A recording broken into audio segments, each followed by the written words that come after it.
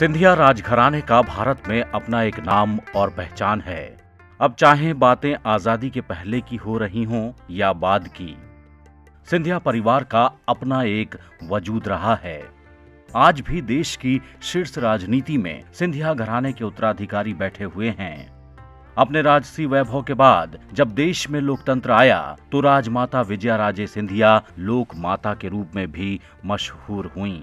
माता जी के निधन के पश्चात राजमाता जी अपने पिताजी के पास में नहीं गई, जैसा मुझे जानकारी है। और उनका बालकाल शिक्षा सागर में ही जो कन्या महाविद्यालय या कन्या स्कूल है वहाँ पे हुआ, और यहीं पे टोटल उनका बालकाल युवा अवस्था यहीं पे हुआ। और यहीं इसी परिवार से उनकी शादी ग्वालियर राजघराने में, सिंधिया राजघराने में हुई। राजमाता विजयाराजे सिंधिया का जन्म 12 अक्टूबर 1919 को मध्य प्रदेश के सागर शहर में हुआ था। अपने ननिहाल में जन्मी राजमाता सिंधिया का बचपन का नाम लेखा देवेश्वरी देवी था। उन दिनों उनके पिता ब्रिटिश सरकार में डिप्टी कलेक्टर हुआ करते थे। बात है कि मेरे जो परदादा जी थे उनका नाम था प्रिंस खड़ग शमशेर जंग बहादुर राणा। वो नेपाल से सागर में आकर के बसे। उनके साथ में उनके 3 पुत्र और 5 पुत्रियां सागर आई। क्योंकि हमारा राणा हमारा नेपाल का उपनाम या हम जिसको टाइटल कहें वो है, अदरवाइज हम लोग सिसोदिया राजपूतों में से आते हैं और हमारे यहाँ पे शादियां राजपूतों में होती हैं। देवेश्वरी बहुत खूबसूरत थीं। ग्वालियर राजघराने के महाराज जीवाजी राव सिंधिया ने 1942 में जब उन्हें मुंबई के ताज होटल में पहली बार देखा तो पहली ही नजर में उनको पसंद कर शादी का फैसला लिया। जीवाजी राव और देवेश्वरी देवी की शादी को लेकर काफी विरोध हुआ, लेकिन जीवाजी राव ने सभी विरोधियों को ताक पर रखकर देवेश्वरी देवी से शादी की और विजयाराजे सिंधिया नाम दिया। यहीं से लेखा देवेश्वरी देवी का सफर विजयाराजे सिंधिया के रूप में शुरू हुआ।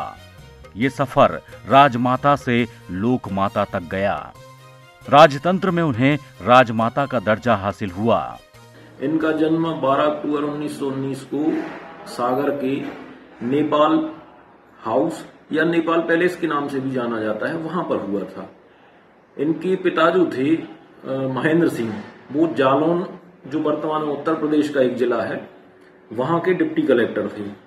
और इनका बचपन का नाम विजयाराजे सिंधिया का लेखा देवेश्वरी देवी था और ये अपने पिता की दूसरी पत्नी की संतान थी।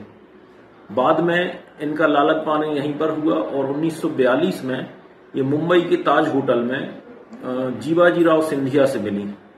अब चूंकि ये नेपाली फैमिली की थी और नेपाल के जो शाही कमांडर थे राणा जंग बहादुर शमशेर सिंह, वो वहां की सेना के सेनापति थे, तो उनके परिवार से संबंधित भी ये थी।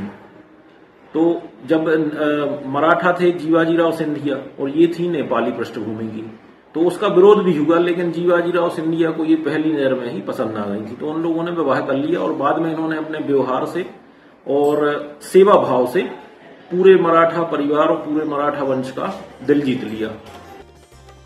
15 अगस्त 1947 को जब देश आजाद हो गया तो राजशाही खत्म हो गई। अब विजयाराजे सिंधिया ने राजनीति में कदम रखा और पहली बार 1957 में गुना क्षेत्र से कांग्रेस की सांसद बनी। 1964 में जीवाजी राव सिंधिया का निधन हो गया। विजयाराजे ने करीब 10 साल कांग्रेस में बिताए। इसके बाद उनका मोहभंग हो गया और 1967 में उन्होंने जनसंघ की सदस्यता ले ली और 1967 में भिंड सीट से सांसद बनी। सागर से कपिल तिवारी और ग्वालियर से अनिल गौर की रिपोर्ट, ईटीवी भारत, मध्य प्रदेश।